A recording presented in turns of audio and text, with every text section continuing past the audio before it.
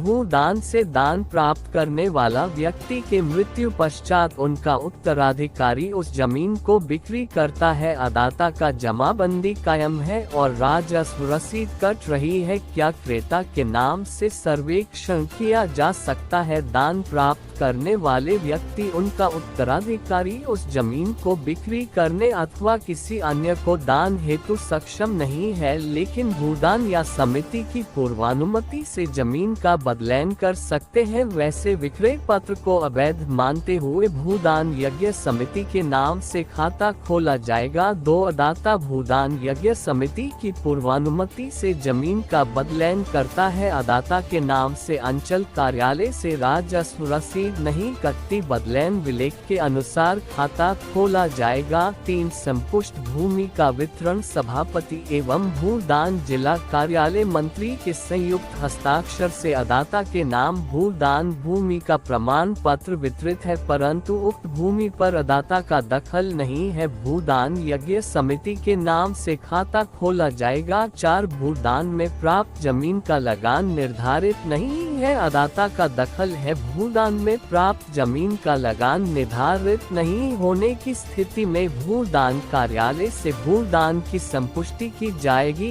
एवं बिहार भूमि सुधार अधिनियम 1950 की धारा 5, 6 एवं 7 के अंकित प्रावधान के आलोक में उस जमीन का लगान निर्धारण के पश्चात विशेष सर्वेक्षण में खाता खोला जाएगा। अथवा भूदान में प्राप्त जमीन का लगान निर्धारित नहीं है, तब सर्वेक्षण प्रक्रम में खाता खोला जाएगा और बिहार विशेष सर्वेक्षण एवं बंदोबस्त नियमावली 2012 के नियम 14 उपनियम 5 क के अनुसार प्रपत्र 18 क में लगान निर्धारित किया जाएगा। 5 अदाता के पास भूदान भूमि का प्रमाण पत्र है और भूमि पर भूमि सुधार उपसमाहर्ता के दखल कब्जा है, लेकिन दाखिल खारिज नहीं हुआ है। न्यायालय से भूदान की संपुष्टि के पश्चात अदाता के नाम सर्वेक्षण प्रक्रम में खाता खोला जाएगा। 6 भूदान की भूमि पर पर्चाधारी का कब्जा न होकर खाताधारी या किसी अन्य का कब्जा हो तो खाता किसके नाम पर खोला जाएगा? भूदान यज्ञ कमेटी के नाम से यह खाता खोला जा सकता है एवं दखलकार का नाम अवैध दखलकार दर्ज किया जाएगा। 7 भूमि भूदान में पर्चा द्वारा प्राप्त है एवं पर्चाधारी के कब्जा में जो गैर मजरूआ आम खाते की है। भूदान की भूमि गैर मजरूआ आम खाते की है जिसकी प्रकृति शमशान कब्रगाह की जमीन तालाब रास्ता जंगल की जमीन है, तो इसका गैर मजरूआ आम खाते के रूप में इसका खाता दर्ज की जाएगी। 8 भूदान में प्राप्त भूमि पर्चाधारी द्वारा बिक्री कर दिया है तथा क्रेता के कब्जा में भूमि आ गया है। भूदान में प्राप्त करने वाला व्यक्ति उनका उत्तराधिकारी उस जमीन को बिक्री करते हैं तो दाता के नाम से खाता खोला जाएगा। कैफियत कॉलम में क्रेता का नाम दखलकार के रूप में रहेगा। 9 भूदान यज्ञ समिति द्वारा एक ही प्लॉट पर कई व्यक्तियों को पर्चा प्रदान किया गया हो, किंतु सभी पर्चाधारी नजरी नक्शा एवं चौहद्दी से इत्र भूमि पर घर आदि बनाकर काबिज हो, तो ऐसी स्थिति में क्या होगा? पर्चाधारी के नाम भूदान यज्ञ की भूमि का खाता खुलेगा। यदि भूमि पर अन्य दखलकार हो तो कैफियत कॉलम में अंकित रहेगा। पर्चाधारी जिस अन्य भूमि पर दखलकार होंगे उसके संदर्भ में उस भूमि का खाता निर्धारण के समय तदनुसार निर्णय लिया जाएगा। यदि भूमि रैयती होगा तो खाता वास्तविक रैयत के नाम खुलेगा और कब्जाधारी में पर्चाधारी का नाम रहेगा। यदि भूमि सरकारी होगा तो खाता सरकार के नाम रहेगा और दखलकार में पर्चाधारी का नाम रहेगा।